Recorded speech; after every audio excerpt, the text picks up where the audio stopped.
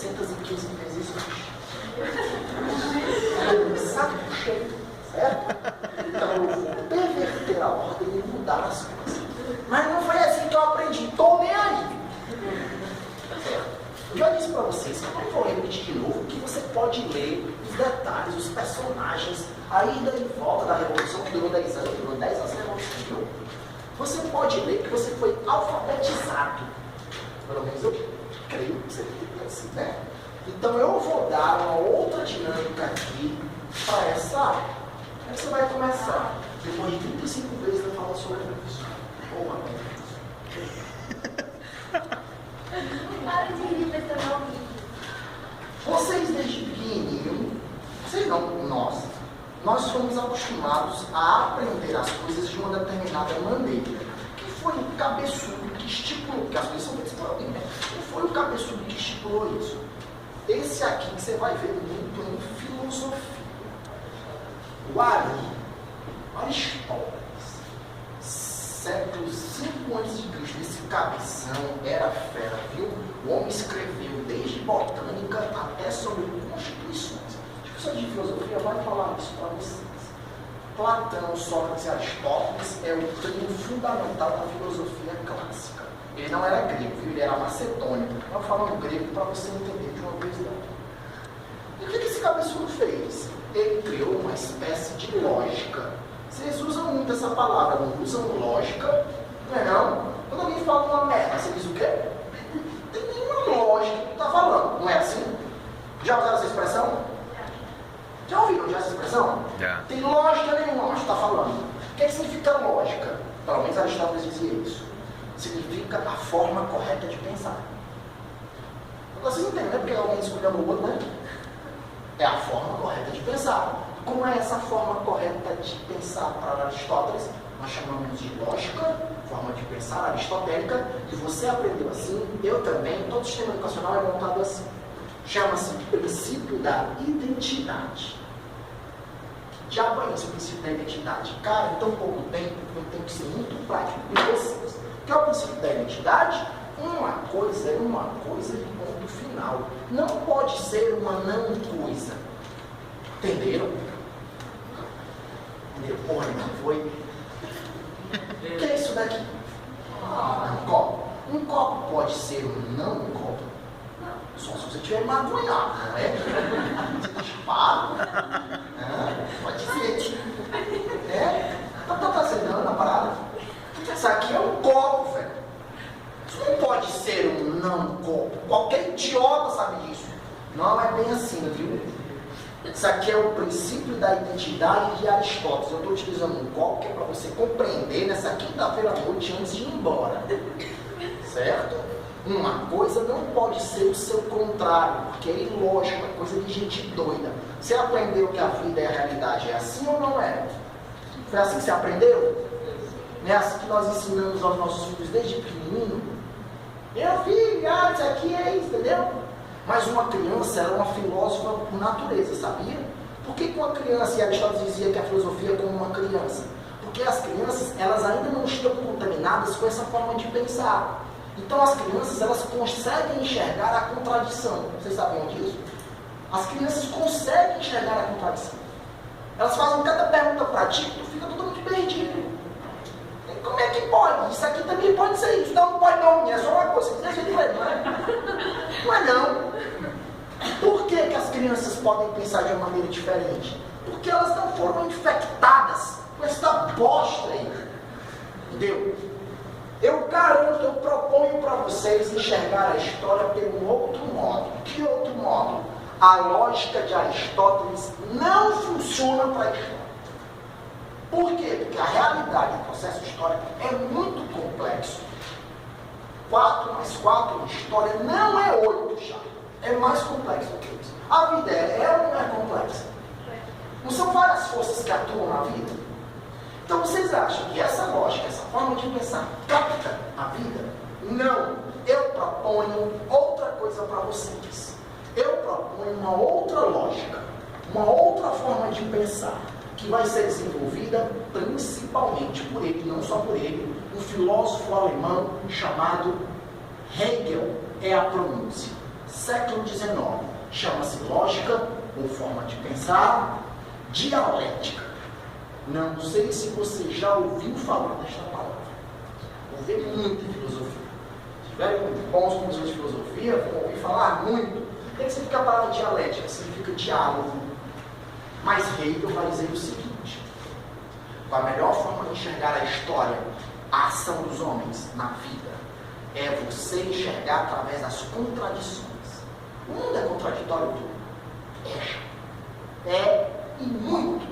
E as pessoas têm uma grande dificuldade de entender isso. A realidade é contraditória tudo. É, totalmente. E você não consegue entender o mundo se não entender a contradição. Entendido até aqui? Entendido até aqui? Vai melhorar, viu? Você não enxerga o mundo se não entender a contradição. Você não consegue chegar ao mínimo da verdade se não enxergar a sua contradição. Quer ver? Você não consegue entender o que é o frio se não entender a sua contradição, o seu oposto dialético, que é o quê? O calor. Vocês saberiam o que é o frio se não fosse o calor? Saberiam?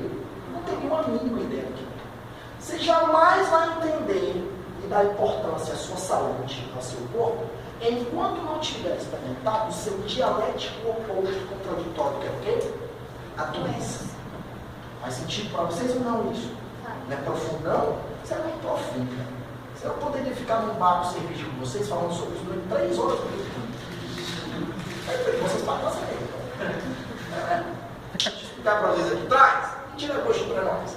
Mas não dá, né? Aqui nessa aula, certo? Mas como eu estou romântico, eu vou dizer o seguinte: você jamais vai entender o que é o amor se nunca tiver passado realmente ou sofrido pelo seu dialético contraditório oposto, que é a solidão ou o bom chifre. Profundo, não? Com certeza. E muito profundo, quando pega pela raiz. Quando pega pelo chifre, né? Se morar no Zabal, você viu aí que... O lasco. Nossa, como você é profundo, sou mesmo. Vocês não viram nada aí. Então eu... Estraga o vídeo. Eu conclamo a vocês a tentar enxergar a história por esse método que vai abrir um clarão na vida de vocês. Vocês tentarem aprender história por personagens, Napoleão, Dom Pedro, não vão conseguir. São muitos personagens já. E outra, vocês não vão entender jamais história se não entenderem como os homens produzem sua vida e que interesse cada um tem. Vocês estão entendendo até aqui? Uma sociedade baseada em interesse é. Numa sociedade, todos têm o mesmo interesse? Óbvio que não. Mas que é o povo brasileiro. Vai te catar a bosta do povo brasileiro. Tá doido? A nação é uma construção artificial. Te colocar na tua cabeça para achar que existe um negócio chamado Brasil. Mas não existe Brasil. Existe uma sociedade capitalista onde cada qual tem seus interesses, não é não? O vendedor de picolé pardal tem o mesmo interesse do Silvio Santos? Não. Óbvio que não. Então eu estou fazendo um grande favor para vocês, que é dar uma pista de como entender melhor a história. Os professores já estão com uma matéria e ponto final. Onde é que você quer chegar com tudo isso? Venham comigo por esse caminho. Como era a França no século XVIII? Use o método dialético da contradição. A França no século XVIII era um país contraditório, meu querido professor? Muito. Por quê? Porque a França no século XVIII, ao mesmo tempo, era resquícios de feudalismo, da Média, não? Junto ao mesmo tempo com o capitalismo já. É possível? É possível? Pelo mediamente é possível ou não é? Porque a contradição se juntando, se formando na tua cara. Você entendeu onde eu quero chegar agora? Eu provo para você. Me diga aí um exemplo que você está dizendo aí de que a França no século XVIII ainda tinha relações feudais da Idade Média. Não estou dizendo que a França era a Idade Média do século XVIII. Eu estou dizendo que ainda tinha relações feudais medievais. Quer ver? Você decorou isso no primeiro ano. Como é que era a sociedade francesa? Primeiro Estado, lembram disso? Segundo Estado e o terceiro Estado. Pode ser chamado Estado ou Ordem. Está nos livros que mudou até hoje lá, a primeira página logo, tem na apostila aí. Mas Majestade é o clero, os membros da Igreja Católica, o segundo era a nobreza. Nobreza aqui é senhor feudal, né? Não tinha mais senhor feudal na França do século XVIII. Entenda. Que diabo é nobreza? É quem tem sangue azul, é aristocrata, é o duque, é o conde, é o marquês. Vocês já ouviram esses títulos de nobreza? Já? Conde, duque, marquês. Por que ele tem sangue azul? Ele é um Smurf. Não, seu cabeçudo.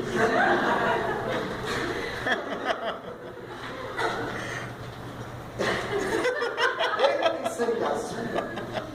Por quê? Porque é uma forma de distinção social, macho.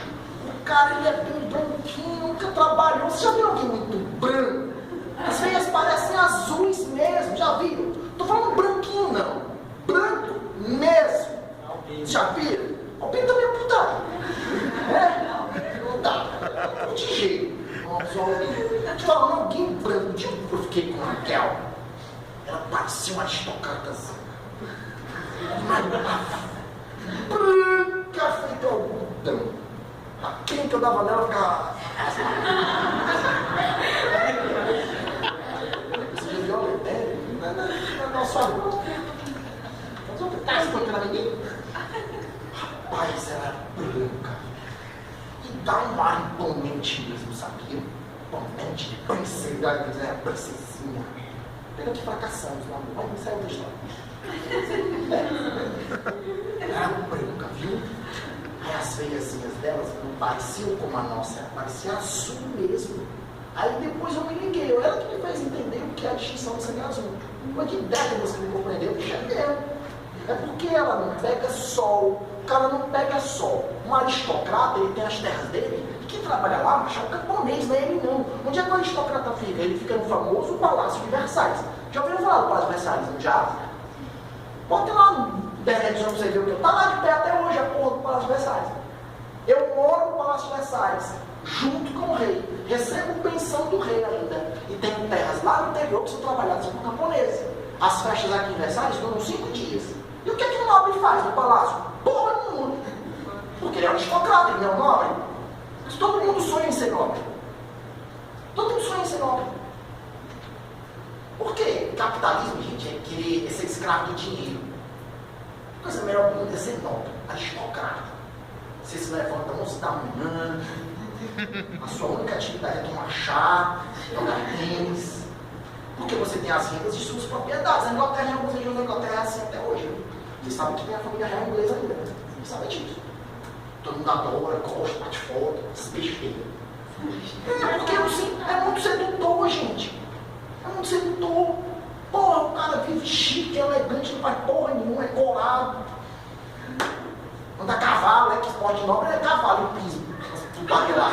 É aquele lá que bate aqui pra não? Polo.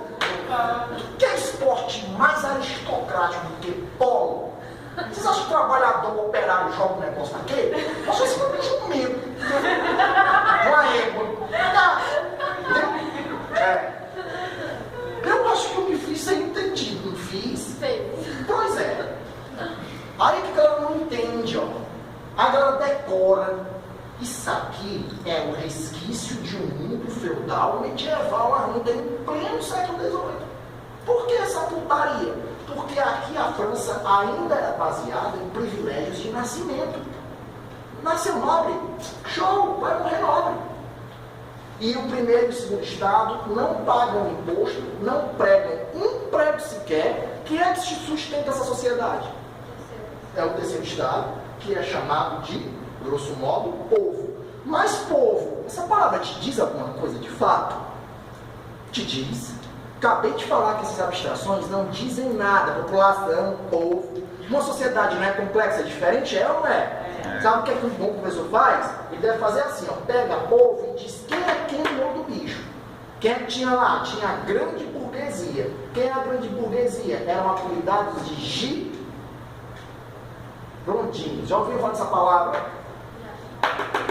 Isso é um apelido. E o que é um grande burguês? É um Antônio Hermínio de Moraes. Um burguês é um... Deixa eu ver... Um dono do Pão de Açúcar. Um dono do Pão de Açúcar é um grande burguês ou não é? Apelidos. Ele é apelido. É ou não é? Bom, um cara desse tem influência na sociedade ou não tem? Tem, já. É com o dinheiro dele que senadores se elegem, presidentes. Vocês estão entendendo? Vocês sabem, né? Aqueles que pagam as campanhas dos políticos. Aqueles que se elegem muito caro.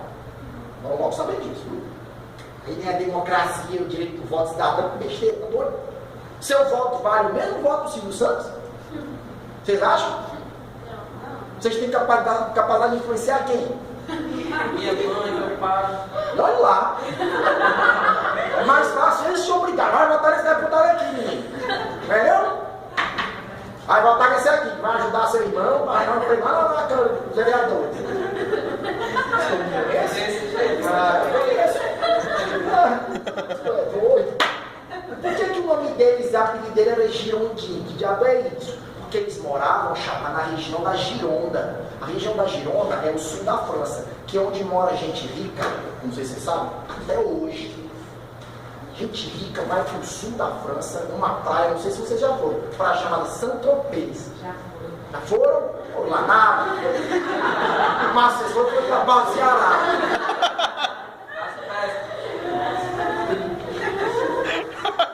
Eu fui mentiroso. Primeiro que a praia privada, tu não chega nem perto da entrada, a praia é privada. Brinca.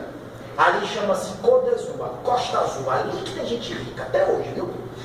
Aí a negada pensa que os europeus que vêm pra cá são os estribados. Não bagulho nenhum, o operário é a liseira que lá vem passar férias aqui. Sabia disso? Quem é rico vai pra Saint-Tropez, ou vai pra Ibiza, ou então vai para as Ilhas Gregas. Pra cá não. Vai o que aqui? Tem mulher, mas também tem, meu filho. Aqui tem o Museu do Ceará, lá tem Louvre. Entendeu? Aqui vem a classe média de lá, é o trabalhador. Pega as raparigas. Lógico, você nunca foi pro Praia do Futuro à noite, não? Só pra você ver. Aí ela pensa que é um estripado, vem de lá. Um dia eu tava na ponte medalha, tô no violão, né? Aí chegou uns lourinhos da Noruega, aí o menino ficou doido por eles. Aí o menino paquerando. Aí eu perguntei, mas vocês iam da Noruega fazer o que aqui? O que vocês fazem lá? O cara era pedreiro. Aí, ó, vai ficar com pedreiro? Eu hoje me tá meio estreitado. Eu sou professor, menino, é um pedreiro. Porra, menino, os caras com o lá.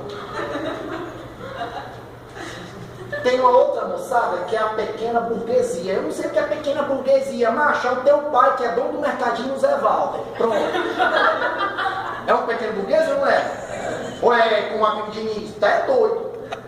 É um pequeno burguês. E junto com a pequena burguesia você tem os profissionais liberais. Jornalistas, professores, médicos. Alguns dos líderes da Revolução Francesa eram pequenos burgueses, profissionais liberais. Danton, já ouviu falar, né? Robespierre, Marat, é só você ler. Como era o apelido dessa galera? Eram os jacobinos. Já ouviram falar desse nome, já? Outro apelido. São os mais radicais. Mais radicais do que os girondinos. Querem mudanças profundas. Quer ser radical? Tudo. É querer mudanças profundas. Ser radical não tem nada a ver com ser violento, se deixa a galera falar. Viu? Eu sou radical mesmo, é violento. Não, eu vou na raiz das coisas que quero mudanças profundas. E o restante? Ó, como eu estou dizendo para você, que é o terceiro estado um pouco, ó. Que é o restante? Você tinha quem mais? Você tinha os sans-culottes. Vocês já ouviram falar de sans-culottes. O que eram os sans-culottes? Eram os desempregados de Paris. É o cara que é um fudido, velho. Chegava a 100 mil em Paris. Fudido. E aí a maioria da população eram de camponeses. A França tinha 25 milhões de habitantes, 23 milhões eram de camponeses. Viu como era um país ainda com relação medieval, feudal ainda? Mas já tinha capitalismo ou não tinha nessa jossa? Já. Vocês estão entendendo agora a contradição que eu quero mostrar para vocês? É isso que a galera não entende. E aí, como é que foi? Explodiu a parada? É simples. É uma sociedade ainda baseada em privilégio ou não é? É, porque o primeiro estado e o segundo estado não fazem porra nenhuma e não pagam imposto. Quem é que sustenta tudo? O terceiro estado. Principalmente a burguesia. Aí vocês são burgueses, e já fez, esse país não muda não. Esse país precisa de uma reforma nos impostos, uma reforma tributária. Parece um país que eu conheço hoje, viu? Parece um país que eu conheço hoje, que tem que mudar urgentemente a reforma tributária, porque senão explode. Vocês sabem, né, que nosso país é desse jeito. Que negócio é pesadíssimo. Que rico não paga imposto proporcionalmente.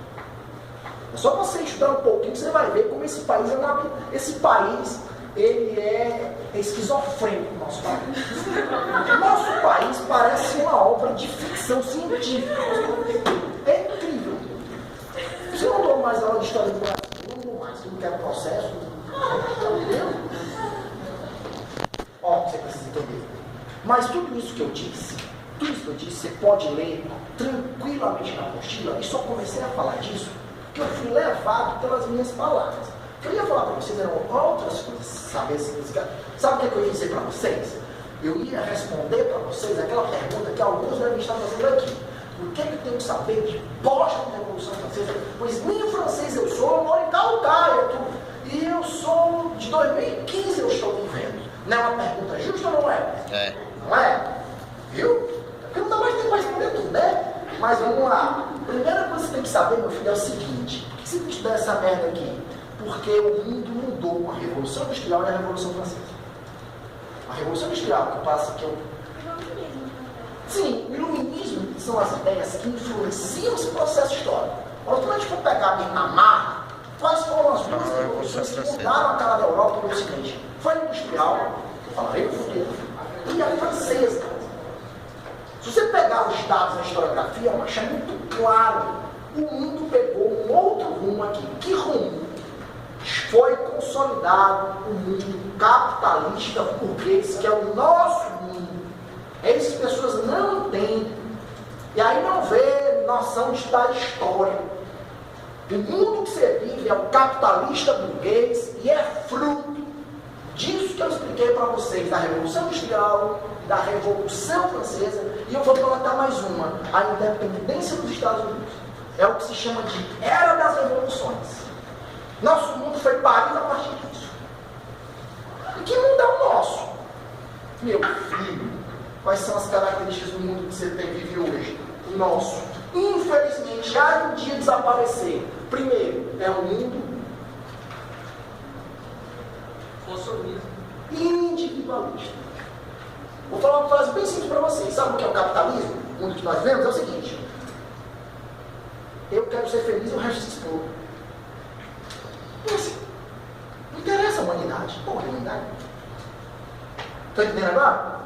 Segunda característica fundamental: ser individualista é competitivo. O que é competitivo? Porque não tem espaço para todo mundo. Vocês acham que tem vaga na faculdade para todo mundo? Não tem. Então o que é a competição? O outro é um rival, um inimigo.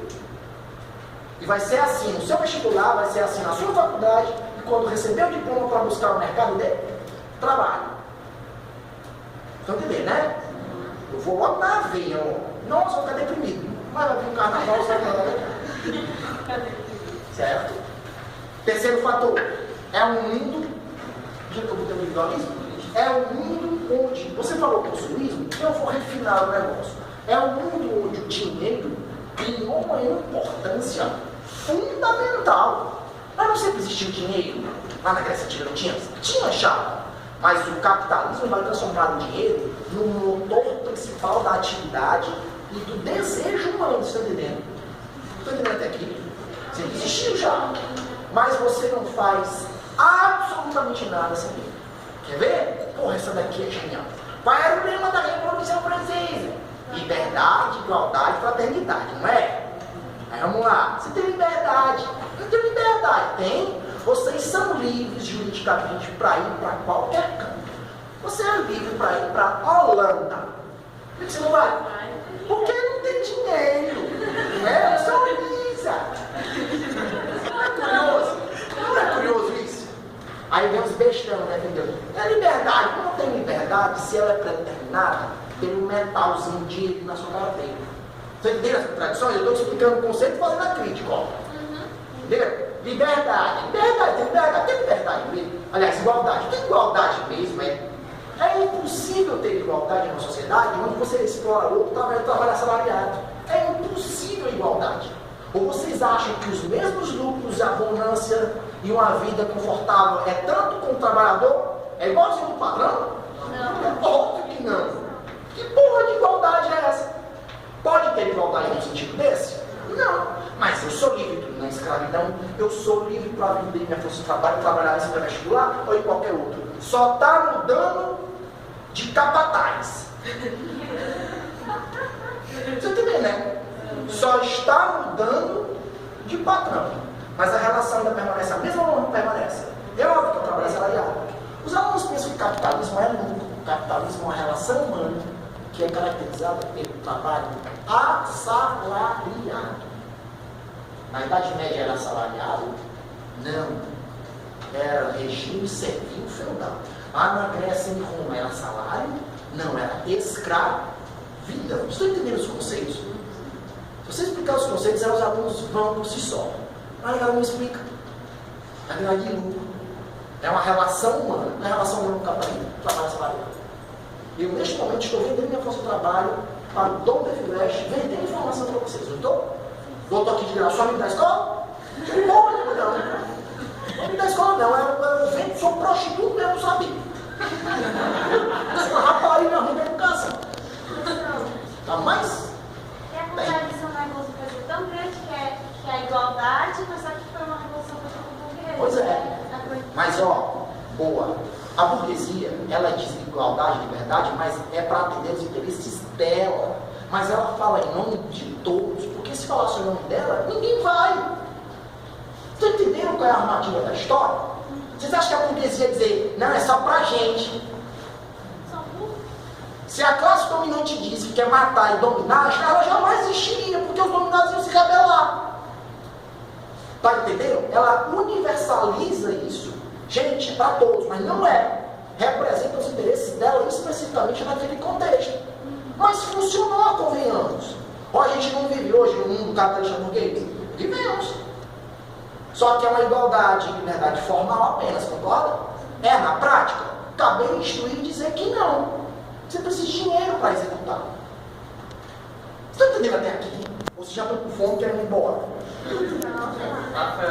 Não é? Você entendeu, né, cara? Viu como o método é diferente? Poderia colocar aqui, primeira fase da revolução, segunda. Isso aí você pode ler. Ora, o que eu estou te dizendo aqui, os livros de Sinudal não tem.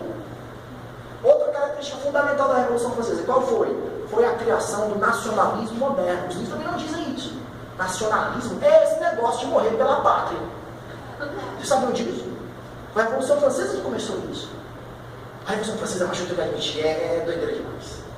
Ela é um divisor de águas mesmo. Aí ninguém morria pela pátria antes, não, tu tá doido, né? Quem que morria por bosta de um rei? Se fosse doido. Agora esse negócio de morrer pela pátria, pelo sangue da pátria, peguem o hino da França, que é a Marselhesa. Vocês já viram a letra do hino da França, quando tem Copa do Mundo, jogo da França Francesa? Vocês já viram o hino? E pegaram o hino traduzido, ali é um banho de sangue. Vamos matar os inimigos, sabe? Você fica assim, porra! E teve a Copa do Mundo, né? Passa na Globo, né? A tradução dos hinos, né? Bote lá na internet. Cara, não assistiu, puta merda. Vamos matar os inimigos, marchando. Você já viu, né, Marselhesa? Aí tu pega o hino brasileiro. É outra coisa. Por quê? Porque não expressa a nossa história em si. E no brasileiro tem palavra que as pessoas nem sabem o que é. Plácido. O que é plácido?